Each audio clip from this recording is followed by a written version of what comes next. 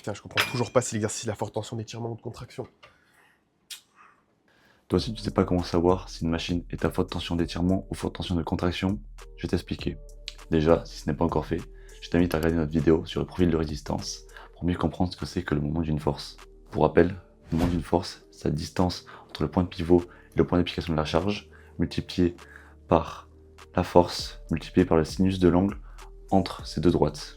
Sur cette machine, comme la tension est perpendiculaire à cette droite et que la force est constante tout au long du mouvement, il n'y a alors que la distance qui peut faire varier le moment.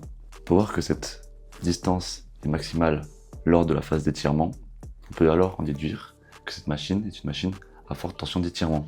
Tu peux maintenant appliquer ce principe sur la plupart des machines présentes en salle de sport. Ok, petit détail dont on a oublié de parler dans la vidéo, c'est ce genre de contrepoids qui peut faire varier le profil de résistance d'une machine.